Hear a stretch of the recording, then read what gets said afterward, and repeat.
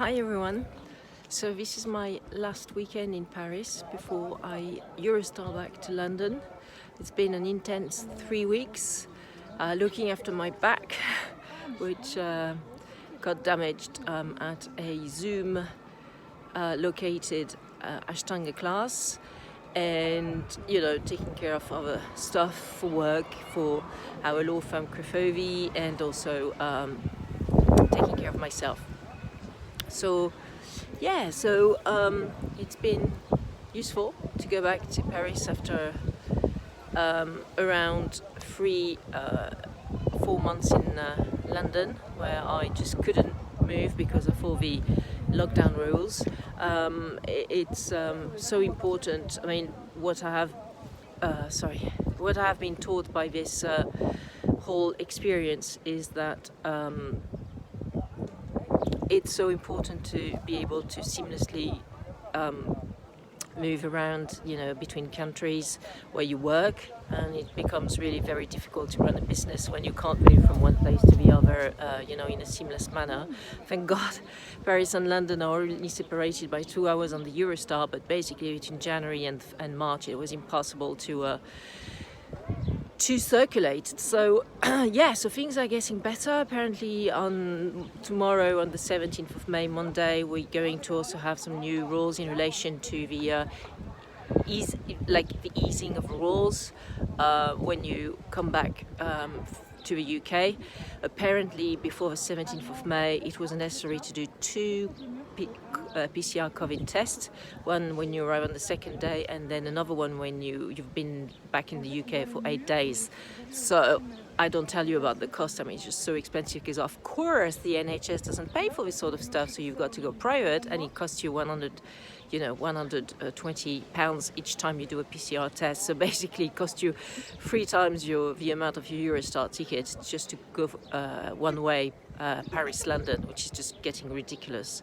I really hate the Tories and their stupid regulations. I mean, wouldn't it have been more just easier to make it possible for people to do these type of tests on the NHS, going to the NHS surgery very simply and being able to do the COVID-19 test there free of charge? Wouldn't have been more sensible, like the way it is done in France, where you don't have to pay for yourself for these PCR tests? What is the point here? I really am baffled by the policies of this current government in the UK. But hey, apparently the Brits like it, because what did they do? Well, they voted Tories again, so there you go. I really feel at the moment there's a disconnect between how we feel at Crefovi and how most of the UK people think and feel, which is, to me, from when I see this, just being super racist, super egocentric, super centered, self-centered, and completely narrow-minded. My take on it.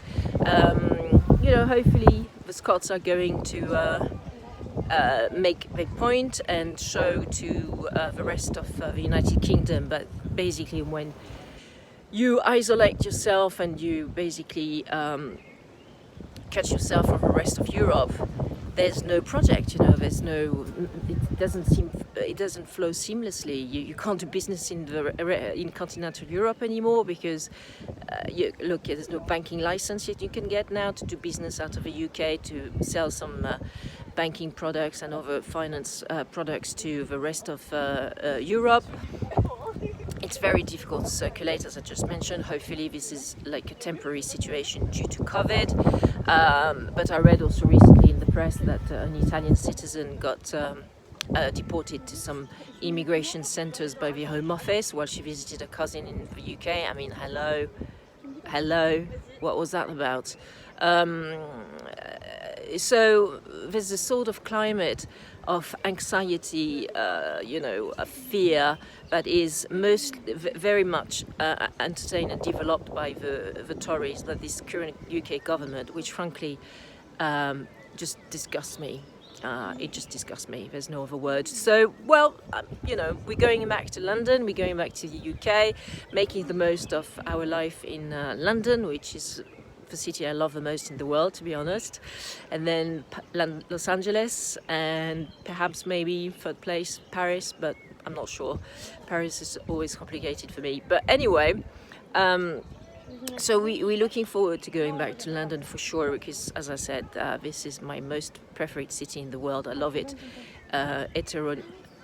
Like its heterogeneity, its eclecticity, its gathering of so many different cultures. But frankly, I mean, at the moment, I really have like a culture shock with the British people. To be honest, I don't frequent Scots and Irish people, so I can't really say about them, or Welsh people. I haven't been sadly able to go to a Hay festival this year in May, June, because of the lockdown situation. But I really do feel there's a dichotomy in my way of thinking and the way of thinking of British people. So we'll see how it goes, but I find it quite intense, to be honest, and I'm saddened that this is the way most UK people, most UK people are choosing the future of a country. I think it really is going to make the UK more and more at the fringes of Europe. That's a shame, really.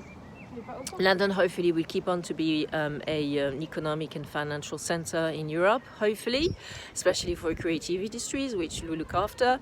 But I'm quite concerned about the rest of the situation, and it's about time that there is a change of guard, like it happened in the US with Trump being, exited swiftly by the US people when they noticed that this person had absolutely nothing to do at the head of a state. And so I hope this change of guard, which happened in the US like 5 or 6 months ago now, I think, will also happen in the UK, because they really do need to take, to basically land and have this basically this realization, this awareness that this is not working. This is not working. This government is just not doing well here. There's no project for the UK, in terms of economic development, in terms of business plan to actually make the economy grow. There's nothing. There's just let's retire in splendid isolation on our island and fuck off, the rest of the world. I mean, it's like, what? How can you actually sustain an economy with this sort of thinking? I don't know. Anyway, my heart stands and stays with London in the United Kingdom, so I'm delighted to go back to London soon. And also, I finally will be able to go back to my, in-person yoga classes at Tri-Yoga in Camden, so I'm really looking forward to that from the 17th of May onwards, so that's so cool. Because here in Paris, for example, it's still locked down, so most non-essential shops are actually closed. So look, I definitely keep a positive outlook for us at Crefovi for sure, because creative endeavours will keep on going. But I do not understand why the UK government is making it so difficult for the creative industries to do productive business since Brexit. And this decision has been taken on in 2016, and since then the economy has been sluggish in the UK, and it's getting worse and worse. Because of the lockdowns and of course the pandemic. So that is something that of course all states had to contend with, but the Brexit effects are just horrendous.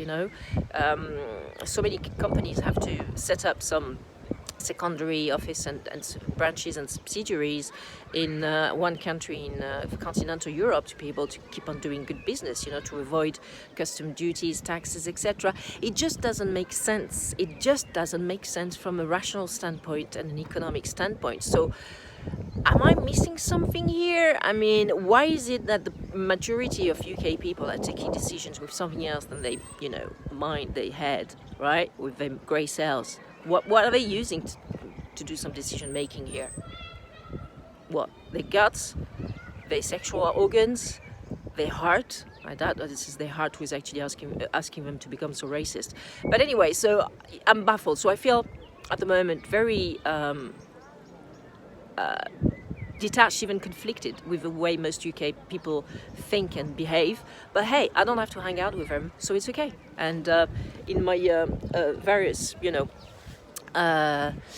endeavors with people I'm in contact with in London, I am very picky and choosy and make sure that I don't hang out with the right crowd. So bye for now, and I look forward to giving you a new update in a new video very soon. Bye now.